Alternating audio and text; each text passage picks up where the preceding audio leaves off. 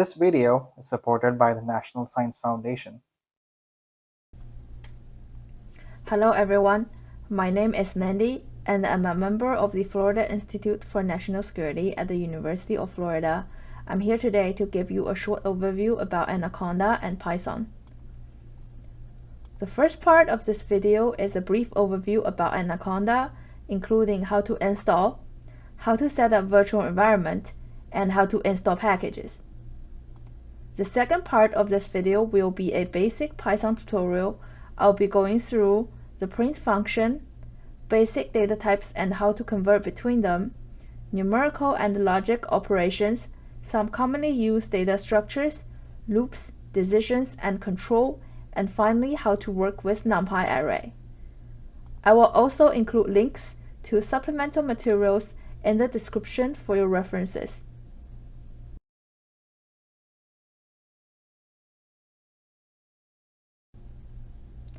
In order to install Anaconda, simply go to anaconda.com/download and download the installation package for your operating system. Anaconda supports Windows, Mac OS, and Linux systems. After downloading the package, you can just follow the instructions and finish the installation. Once you are done with the installation, you can start Anaconda Navigator by typing Anaconda. In the Start menu, you will see both Navigator and Prompt showing up in the Start menu. We will be using Anaconda Prompt later while setting up the virtual environment. Let's get started with the Navigator first. After launching the Navigator, you will be able to see all the applications installed in Anaconda. In this lecture, I will use Jupyter Notebook here for demonstration. Once you click on the Launch button here, Anaconda will simply start the application for you.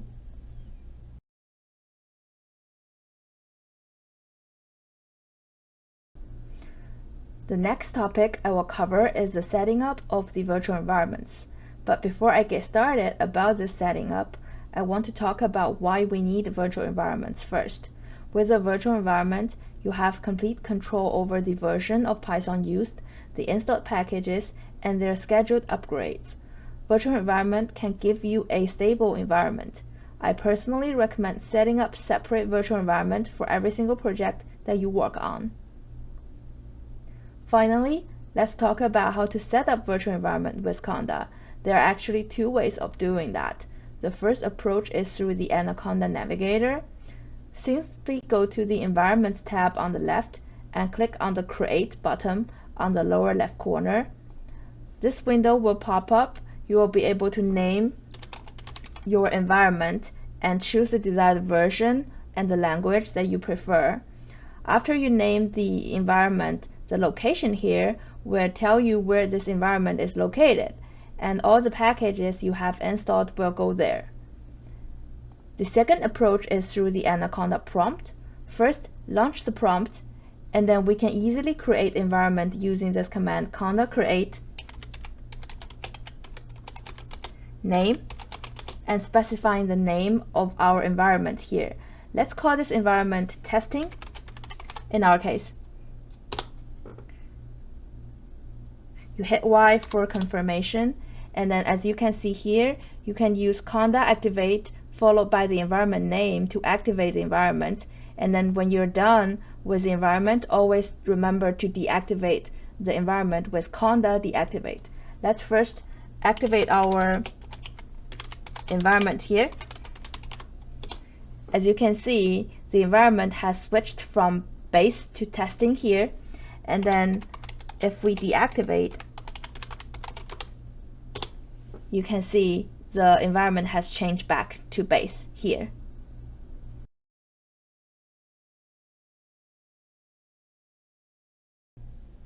After successfully created the virtual environment, it's now the time to install the packages. Similar to create the environments, you can also install packages through Navigator or Prompt. Let's first talk about how to use Navigator for installing packages. Go to the Environments tab on the left again, and click on the environment you want to work with. In our case, the environment here is testing. As you can see, the Navigator is now loading the packages and switching to the environment. The next thing is go to the top left corner The installed here means that we are now looking at the list of all the installed packages. Since we have not installed anything yet, the list is empty. If you click on the menu and choose all, the list is now showing all the available packages in Anaconda. Let's first install Python to our environment since we have not installed Python yet. Type Python in the search bar and scroll down, you will be able to see Python here. Remember that you can always specify the version of the package that you want to install by right-click on the name of this package and go to Mark for Specific Version Installation. Let's say we want to install Python 3.10 to our environment. Simply choose 3.10 and hit Apply on the lower right corner here. The navigator is now configuring the package for us. After this Install Packages window pops up, simply click Apply again, and the navigator should start installing the packages for you right away. If you are installing a large package or installing multiple packages at the same time, the process would usually take longer. As you can see, the installation of Python is finished now, so if we switch back to the installed through the menu here again, you'll be able to see Python showing up in the installed list here. Next, I will go through how to install packages via prompt. First, launch the prompt. As you can see, I have already activated the virtual environment in the prompt. You can always install packages using this command, conda install, and followed by the package name. Let's say we want to install NumPy in our case, so we just type in conda install NumPy and hit enter. It will be configuring the packages for you, and then hit Y for confirmation. As you can see, the installation is done here. Since not all the packages are available through Anaconda, you might need pip to install packages sometime. Similar to what we do with conda, you could use this command pip install and followed by the package name to install packages. Let's say we want to install matplotlib.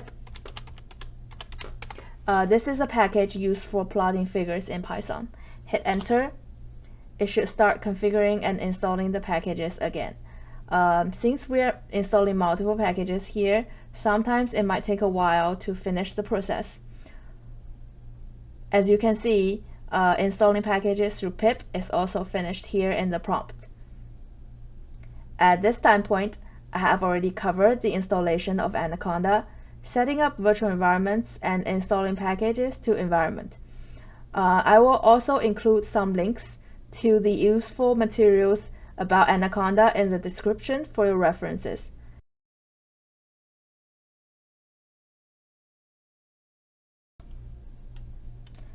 In this section, I will be going through some basic functions and operations in Python. The first function is called the print function, which is usually used for checking the output of our code. As you can see, I'm trying to have my code print hello world here. Down below is the small helping function with print. There's much more that you can do with the print function. I won't be including all the details here today, so please check this helping function if you want to know more. Coming next is the basic data types and type conversions. I have already defined 4 variables here.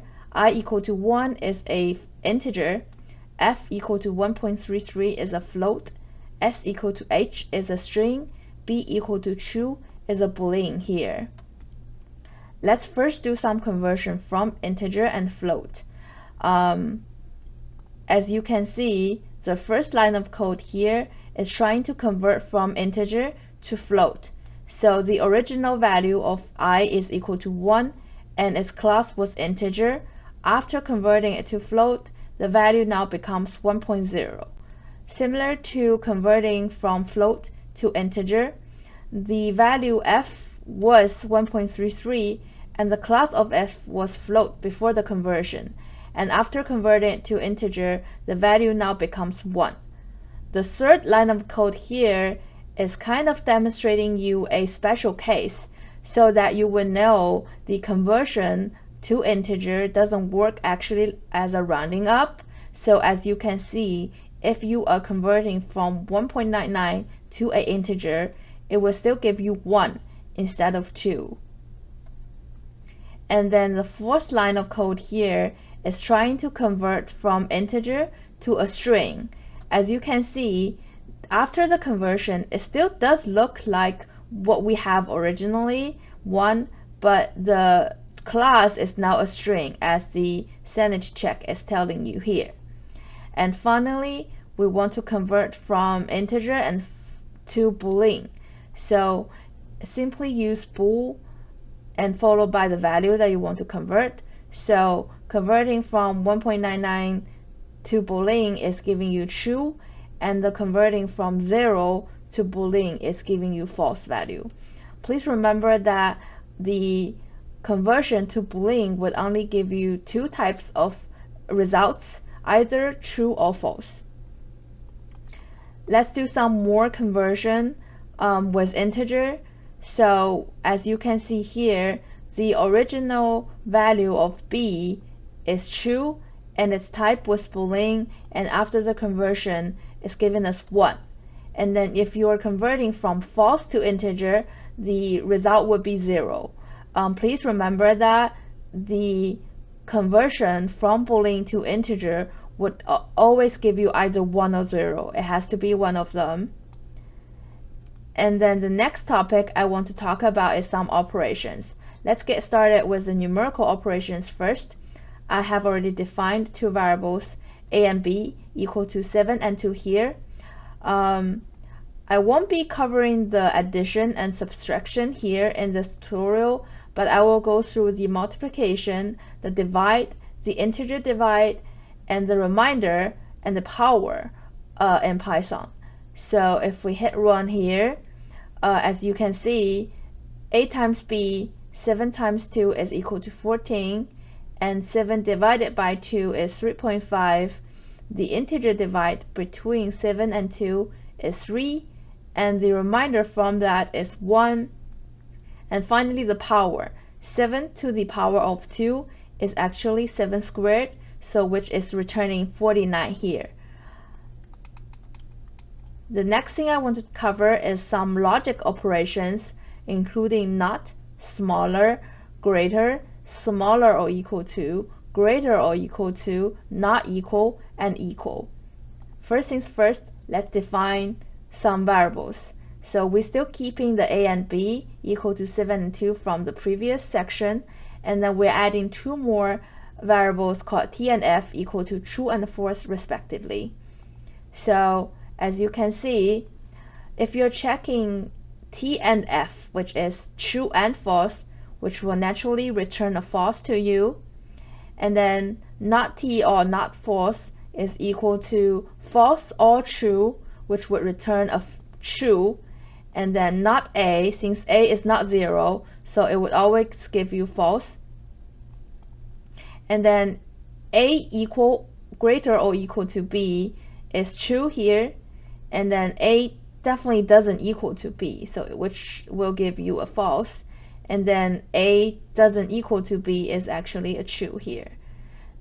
That's about the basic logic operation. You will use this kind of operation in the decision and control later.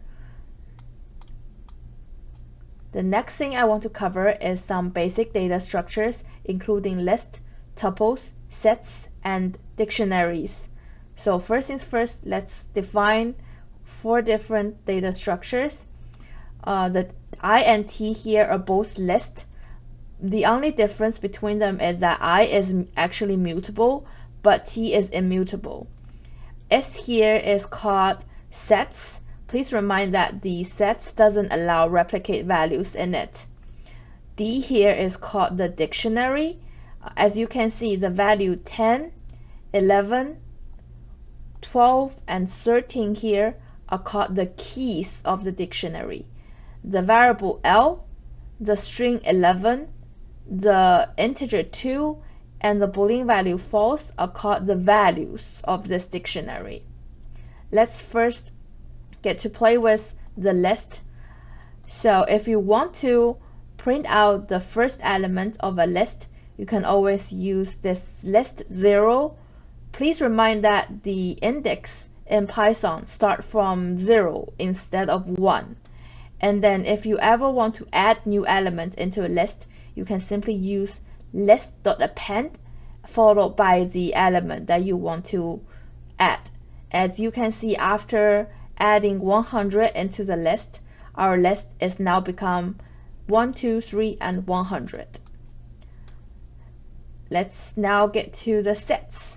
So this line of code is purely just printing out the original set that we have. And if you ever want to add new element into sets, you can simply use set.add. But please remind that since sets doesn't allow replicate values, so if you are adding an element that's already in the list, it will basically do nothing. As you can see here, we are adding 9 to the set, but since 9 is already in there, the set remains the same. And then since we're adding 100 in the next line, and 100 wasn't in the set, so the set now becomes 8, 9, 107. Finally, let's talk to about the dictionaries. So we're printing out the original dictionary here, and if you ever want to print out the values corresponding to a specific key, you can always use dictionary and followed by the key. Please note that the keys aren't necessarily has to be values. It can also be strings in some cases. And if you ever want to add a new set of data into your dictionary, you can simply do this and remind that the 14 here is called the key, and then the T here is the new value that you want to add to the dictionary. So after adding this set with key 14 and value T, the dictionary is now becoming this, and then you can see the newly added set is here. Let's get to the loops now. There are typically two types of loops in the Python. It's called the for loop and the while loop. Since for loop is the most commonly used one, I'll be introducing the for loop here, but I will also include a link to the while loop documentation for your references. So let's first define a list here. It's from 1 to 9. And if I ever want to print out every single element in this list, just simply do this and hit run. You will be able to see that the loop is actually printing out all the elements in here. Let's get to the decisions and control now. This usually works with the loops for most of the time. So if you ever want to print out something under a specific case, or you want to terminate your loop under some specific conditions, you can always use the decisions and control in your loop. So as you can see here, I am printing out the element in my previously defined list from 1 to 9, and I'm printing every single element here no matter what's happening. And then if the item can be divided by both 2 and 3 without any reminder, this function would print out FizzBuzz to us. And if the item can be divided by 2 without any reminder, it would print out Fizz. And similarly, if the element can be divided by 3 without any reminder, it would print out Buzz. And if ever the element equals to 7, it would print out break and terminate the loop. Let's hit run and see what would happen. So as you can see here, it's printing out 1, and since 1 doesn't fulfill any of these conditions, it's only printing out 1 for me, and then it's printing out Fizz and Fizz at 2 and 4 because 2 and 4 can be divided by 2 without any reminder. And then at 3, it's printing out Buzz because the item 3 can be divided by 3 without any reminder. And then 5 doesn't fulfill any of the conditions, so nothing happened. And at 6, since it can be divided by both 2 and 3 without any reminder, it's printing out FizzBuzz. And then when the item reaches 7, It's printing out break and terminate the loop. That's why the function is not printing out 8 and 9 for me here. Finally, let's talk about how to use modules, libraries, and functions, how to work with NumPy arrays in Python.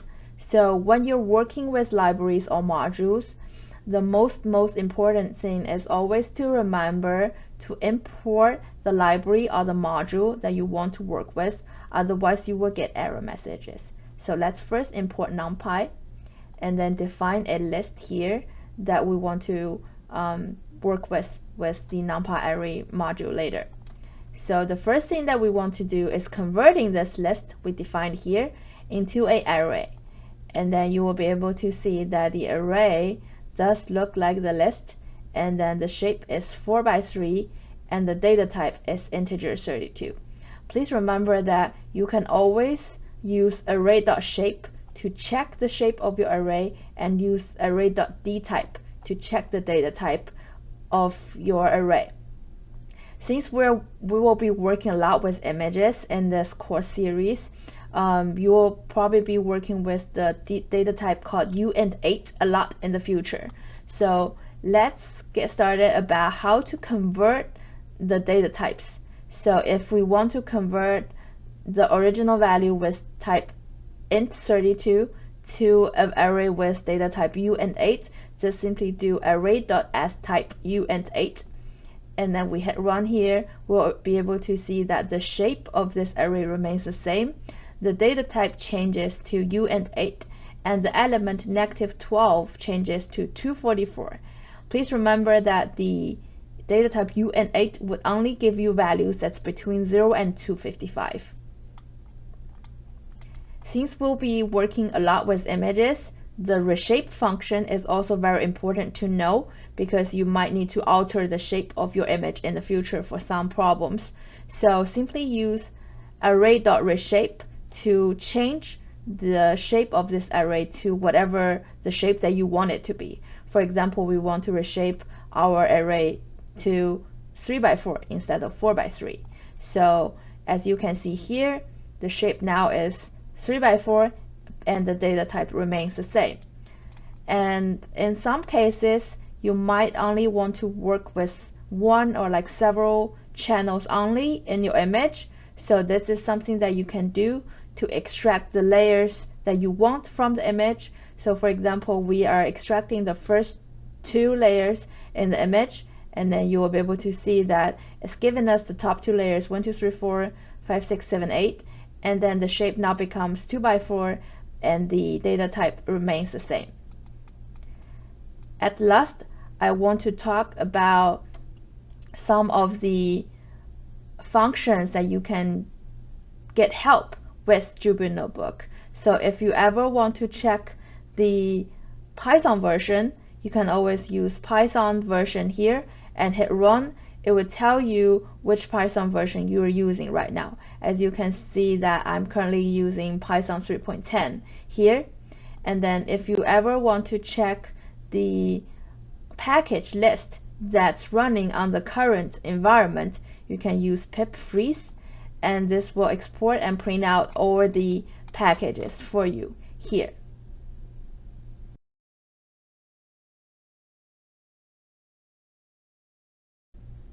In summary, this is what we have covered today. We have covered the installation of Anaconda, setting up virtual environments, and install packages. We went through a basic Python tutorial about basic functions and operations. Please check out the description for more information. Thank you so much for your time.